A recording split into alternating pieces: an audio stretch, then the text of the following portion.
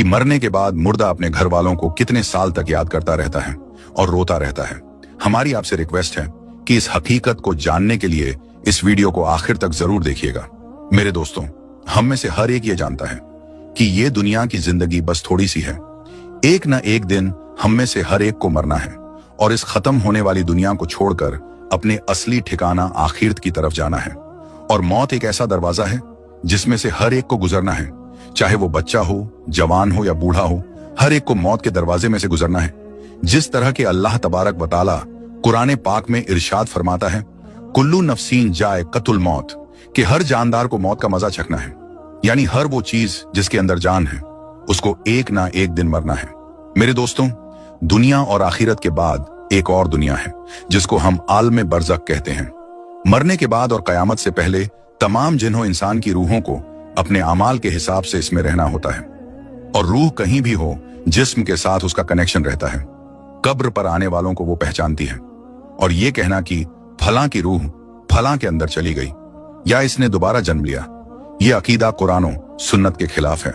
हदीस शरीफ में आता है कि जब मुसलमान मरता है तो उसके रास्ते खोल दिए जाते हैं कि जहां चाहे वो चला जाए। और हजरत सईद बिन मुसैयब रदियल्लाहु ताला अन्हो से मरवी है कि हजरत सलमान फारसी अब्दुल्ला बिन सलाम रदियल्लाहु ताला अन्हो जब हम आपस में मिले तो एक दूसरे से कहा कि अगर हम तीनों में से पहले कोई इंतकाल करता है तो बताना कि मौत के बाद उसके साथ क्या मामला हुआ। कहा, क्या जिंदे और मुर्दा भी मिलते हैं? तो फरमाया, हाँ, मुसलमान की रूह जन्नत में होती है और वो अपनी मर्जी से जहां चाहें जा सकती हैं। मेरे दोस्तों, अब सवाल ये है कि क्या मरने के बाद मुर्दे अपने घर वालों को याद करते हैं? जब किसी इंसान का इंतकाल होता है तो मरने वाले शख्स को यह मालूम होता है कि हम इस दुनिया से इंतकाल होकर आलम बरज़ख में आ गए हैं, और उसको ये सारी चीजें याद होती हैं कि हमारा घर है, मकान है, रिश्तेदार हैं, और हमारे बहन भाई भी हैं, और हमारी एक फैमिली है। और यहां तक कि जब इस मुर्दे की रूह निकल जाती है और उसको दफनाया जा रहा होता है तो फिर उस वक्त वो मुर्दा अपनी आंखों से सारी चीजें देख भी रहा होता है। यानी कि उसकी रूह तमाम चीजों को देख रही होती है, और उसको पता होता है कि अब हमें कफन पहनाया जा रहा है और अब हमारे जनाजे को उठाया जा रहा है। लिहाजा नेक बंदे के जनाजे को लोग उठाते हैं तो वो कहता है, ऐ लोगों, जल्दी मुझे लेकर कब्रिस्तान की तरफ चलो और बहुत जल्द मुझे मेरे असली ठिकाने यानी कब्र के अंदर पहुंचा दो। क्योंकि उसको मौत पर ही पता चल जाता है कि उसके साथ आगे क्या होने वाला है। यानी आगे आने वाली जो मंजिलें हैं वो अच्छे हैं या मुश्किल हैं, सख्त हैं या आसान, उसको पहले से पता चल जाता है। क्योंकि रूह निकलते वक्त की जो तकलीफ होती है उसी से मरने वाले को यह अंदाजा हो जाता है, और उसको यह मालूम हो जाता है कि उसका आगे क्या अंजाम होने वाला है। इसी वजह से जो मोमिन बंदा होता है वो कहता है, मुझे जल्दी लेकर चलो और मुझे कब्र के अंदर उतार दो और मेरे असली ठिकाने तक मुझे पहुंचा दो। क्योंकि हुजूर नबी करीम सल्लल्लाहु ताला अलैहि वसल्लम ने इरशाद फरमाया, दुनिया मोमिन के लिए कैद खाना है और काफिर के लिए जन्नत है। मेरे दोस्तों, जब गुनाहगार और बेनमाजी इंसान की मौत होती है तो वो चिल्ला चिल्ला कर ये कहने की कोशिश करता है कि ऐ लोगों, तुम मुझे कहां लेकर जा रहे हो?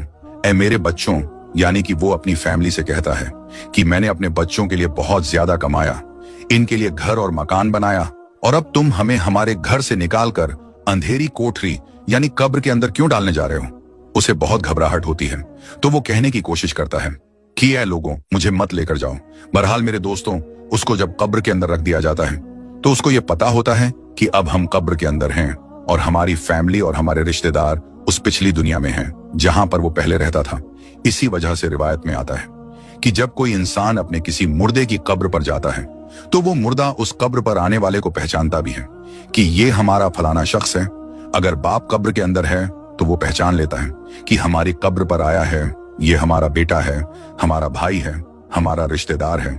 जिस तरह के हजरत अबू हुरैरा रदियल्लाहु ताला अन्हु से मरवी है कि नबी करीम सल्लल्लाहु ताला अलैहि वसल्लम ने इरशाद फरमाया कि तुम में से जब कोई शख्स अपने भाई की कब्र पर या फिर उस शख्स की कब्र के पास से गुजरता है जिसको वो दुनिया के अंदर जानता था, और वो उसको सलाम कहता है, तो वो उसका सलाम सुनता भी है और उसके सलाम का जवाब भी देता है, और वो कब्र पर आने वाले को पहचानता भी है। और अगर कब्र पर उसका कोई प्यारा रिश्तेदार जाता है तो कब्र वाले को बहुत ज्यादा खुशी होती है। लेकिन अगर मुर्दा गुनहगार होता है और अपने गुनाहों की वजह से सजाएं भुगत रहा होता है तो वो कब्र वालों को पहचान कर भी उसकी तरफ कोई ध्यान नहीं देता, क्योंकि कब्र के अंदर उसकी जिंदगी बहुत कठिन हो जाती है और वो अजाब से परेशान हो रहा होता है। इसी वजह से उसका कब्र पर आने वालों की तरफ ध्यान नहीं होता। और जब हम किसी कब्रिस्तान पर जाते हैं और ये कहते हैं अस्सलामु अलैकुम या अहलल कबूर, तो वो कब्र वाले हमारे सलाम को सुनते भी हैं और हमारे सलाम का जवाब भी देते हैं। और बुखारी शरीफ की हदीस में है कि जब कोई शख्स अपने किसी मरहूम के लिए ईसाले सवाब करता है और जब उस ईसाले सवाब को तोहफा बनाकर उस मुर्दे को पेश किया जाता है तो वो बड़ा खुश होता है और उस वक्त उसको ऐसी खुशी मिलती है कि उससे पहले उसको ऐसी खुशी कभी भी नहीं मिली होती। बहरहाल मेरे दोस्तों, जो गुनहगार बंदा होता है उसे ये दुनिया बहुत याद आती है।